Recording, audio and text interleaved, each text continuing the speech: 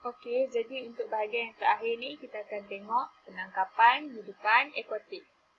Okey, so penangkapan hidupan akuatik ni contohnya adalah ikan ataupun sesetengah pihak yang dia makan makanan jenis eksotik ataupun haiwan yang diancam kepupusan. Jadi bila dia makan haiwan yang diancam kepupusan ni, dia akan mengganggu dari segi permasalahan ekosistem hidupan tu lah, dan juga menyebabkan kepupusan haiwan tersebut. Okey, jadi pertama kita tengok pencemaran sungai mengganggu hidupan akuatik. Okey, banyak sangat efek daripada kilang, daripada pertanian. So semua tu mengganggu pencemaran sungai yang kita dah huraikan sebelum ni. And then langkah pertama yang kita boleh lakukan adalah halang pencemaran sungai. Dan juga haramkan pukat tarik dan juga pukat tunda. Pukat tarik dengan pukat tunda ni kalau kita tengok, dia punya kaedah dia sauk, kita panggil sauk dia kaedah penangkapan ikan itu dalam kuantiti ataupun skala yang sangat besar. So bila dia ambil ikan dalam kuantiti ataupun skala yang sangat besar, dia akan ganggu populasi ikan yang baru ni lah kita panggil dalam range umur yang tak sepatutnya ditangkap. Jadi bila dia menggunakan pukat tarik dan pukat tunda ni, pertama mengancam spesies lah, kedua akan ganggu ekosistem sendiri. Jadi akan berlaku pengurangan ikan lah dekat kawasan laut ataupun di akuatik. Ketiga adalah dengan cara kita haramkan penjualan hidupan yang diancam kepupusan. Salah satunya yang paling famous adalah telur penyu. So, telur penyu ni banyak dekat Terengganu lah. Dia antara hidupan yang diancam kepupusan, tapi manusia masih lagi ambil makan. Tak sepatutnya lah benda ni berlaku, sebab sekarang pun dah ada pusat-pusat rehabilitasi, pusat-pusat pemeliharaan ataupun pemeliharaan haiwan-haiwan yang diancam kepupusan lah. Contohnya dekat Terengganu kita ada pusat penjagaan bagi penyu. Jadi diwartakan di situ bahawa pulau ataupun pantai tu tak boleh langsung orang ambil telur penyu untuk makan, sebab dia orang dah letakkan ataupun dah wartakan kawasan tu sebagai pusat penjagaan bagi penyu lah. Okay, next. Kesan pengurusan sumber semula jadi secara tidak terancang. Okay, so kesan pengurusan sumber semula jadi ni kalau kita tak handle dengan baik, dengan tak terancang, pertama kita boleh tengok hakisan tanah akan berlaku akibat pembalakan haram. Contohnya penggondolan tanah ataupun pembukaan tanah kita tak kontrol, tak ada syarat yang ketat. Jadi benda ni akan berleluasa dan akan menyebabkan hakisan tanah lah. Boleh menyebabkan banjir kilat, boleh menyebabkan tanah runtuh. Kemudian kepupusan hidupan laut. Okey, ni kalau kita tak menjaga kesejahteraan bagi hidupan akuatik. Ini akan menyebabkan haiwan laut tu akan pupus akibat pencemaran, sisa buangan daripada kilang, sisa buangan daripada perumahan, sisa buangan daripada pertanian.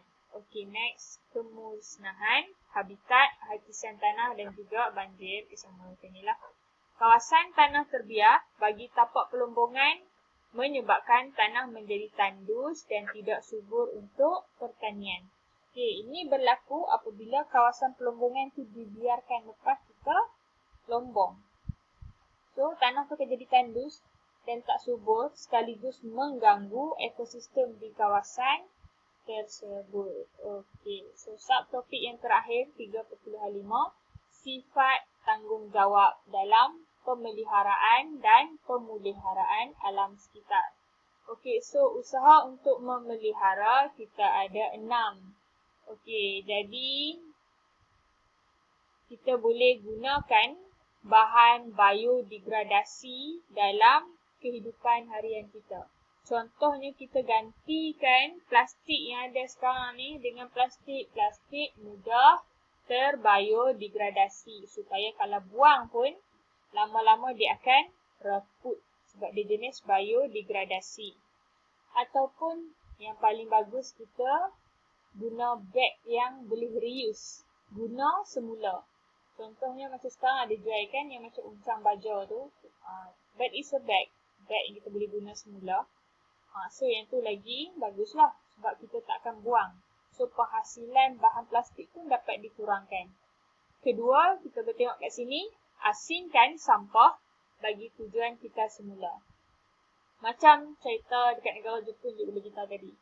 Di Jepun dia asingkan organik dengan inorganik. So kalau organik bahan mudah reput, dia akan komposkan benda tu lah. Akan guna sebagai sistem biomass. Di mana dia menggunakan bau ataupun bau tu dalam bentuk methane. Gas. Benda-benda yang busuk akan berbau kan. Jadi bau itu adalah dalam struktur methane.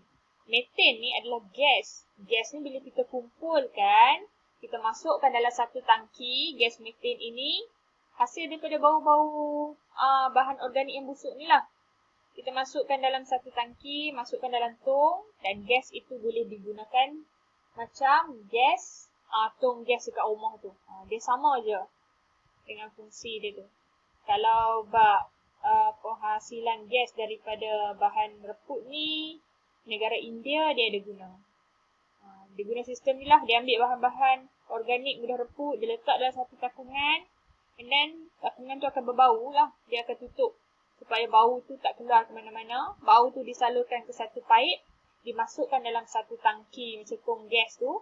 And then dia akan diedarkan lah kepada rumah-rumah. Dia takkan bau pun boleh dipakai. Sebab gas methane tu membantu dalam proses pembakaran. So tu dia guna semula daripada dia tak guna bahan api fosil. Macam kita ambil gas asli daripada tanah. Dia guna bahan methane, itu bahan reput. Dan bahan inorganik dia boleh kitar semula.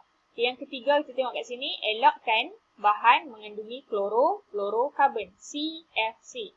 Okey, jadi untuk mengelakkan bahan klorofluorokarbon ni, kita boleh ganti dengan HFC lah, hydrofluorokarbon tu.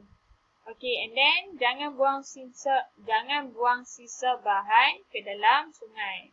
Ini bagi mengekalkan ataupun menjaga hidupan akuatik di kawasan perairan. Jadi semua orang memainkan peranan dalam penjagaan sungai dan juga hidupan akuatik ni lah. Pihak industri, pihak penternakan, pihak dari segi pertanian dan kita sendiri. Okay, then number 5. Tutup suis elektrik bagi mengelakkan pembaziran. Okay, untuk dapatkan elektrik pun kita tahu dia ada beberapa sumber. Contohnya kalau kat Malaysia kita guna turbin ataupun dam, empangan. So daripada empangan tu kita akan jana tenaga elektrik. Jadi untuk mengelakkan pembaziran, tutuplah semua suis. Untuk mengelakkan pengaliran elektrik itu berlaku. Contohnya macam kadang-kadang kita cas handphone kan, kita plug in dekat power point itu. Tapi kita tak tekan switch untuk on. But at that time, elektrik masih lagi melalui kawasan tu. That's why kadang-kadang kita punya bil elektrik belum melambung. Sebab kita tak cabut daripada power point tu. Bila kita cabut, barulah tidak ada pengaliran elektrik. Kalau kita still masukkan soket dia tu kat power point tu, dia tetap ada pengaliran elektrik dan akan dicas. Walaupun tak banyak, tapi tetap ada cas elektrik yang lalu dan kita akan dikenakan duit lah dalam setiap berapa minit pengaliran elektrik yang masuk tu. Okey, last sekali, sokong kempen kita semula atau guna semula. Ni yang paling mudah lah. Kita support dari segi kempen kita semula dan guna semula, di mana kita boleh guna balik bahan-bahan ataupun macam beg plastik yang cikgu kata tadi untuk beli barang-barang dekat malls atau mana-mana lah. Maksudnya kita tak perlu guna plastik sama ada biodegradable ke tak biodegradable ke kalau kita jenis bawa beg yang reuse tu, so dia dapat membantulah dalam usaha memelihara alam sekitar. Ataupun guna semula. Guna semula ni contohnya kita boleh reuse bahan-bahan terpakai untuk kegunaan harian kat rumah kita. So tu dapat mengurangkan masalah dari segi pencemaran alam sekitar, sekaligus kita membantulah dalam usaha ni. Okay, so that's all untuk bab 3. Cikgu dah habiskan ke semua subtopik bagi bab 3 ni. Bab 3 ni dia tak banyak cycle macam bab 1 yang ada urutan penghasilan bakteria-bakteria, dia tak ada. Dia lebih kepada bacaan saja. So as long as you banyak baca, banyak jawab soalan, so cikgu rasa topik ni tak jadi masalah lah untuk student.